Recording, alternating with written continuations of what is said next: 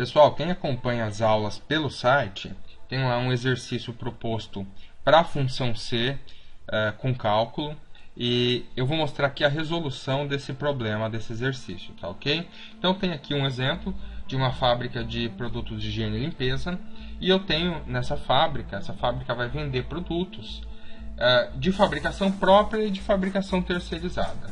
Então eu tenho na coluna D o custo, e o preço de venda vai ser calculado da seguinte maneira. Se for fabricação própria, o custo é acrescido de 25%. Se for fabricação terceirizada, o custo recebe um acréscimo de 50%. Então, nesse caso, vou precisar da função C para avaliar se é fabricação própria ou não, e depois disso fazer o cálculo e aplicar o índice de acréscimo, tá ok? Então, como é que eu faço isso? Vou vir aqui na coluna E, vou iniciar a função C, e aqui eu vou dizer o seguinte, que se o conteúdo dessa célula aqui for igual à própria, então observa, né? Eu estou fazendo uma condição onde eu vou avaliar o texto que está escrito na célula. E quando isso acontece, eu preciso colocar esse texto entre aspas duplas.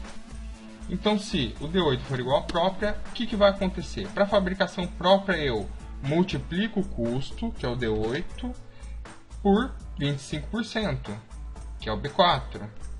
Se não, então se não for própria, o que acontece? Se não for própria, só pode ser terceirizada. Então eu multiplico o custo por 50%. Fecha o parêntese, está resolvido aqui. O que é que eu tenho de referência absoluta? Os dois índices aqui, né? Tanto no B4 quanto no B5, são valores fixos. Então, vou clicar na minha fórmula, vou lá na barra de fórmulas. Então, no caso aqui, o B4, eu vou dar um F4 nele, e no B5 também. Fixei minhas referências, vou copiar a fórmula, está feito o cálculo. Tá certo? Agora, o total vai ser o preço de venda mais o custo, tá? Fiz a soma, copio. Por que o total é o preço de venda mais o custo? Porque aqui no preço de venda, na verdade, ele trouxe para a gente somente a diferença, somente os 25% ou 50%, tá? Então eu tenho que somar o custo mais o acréscimo que foi feito para ter o valor total, tá ok?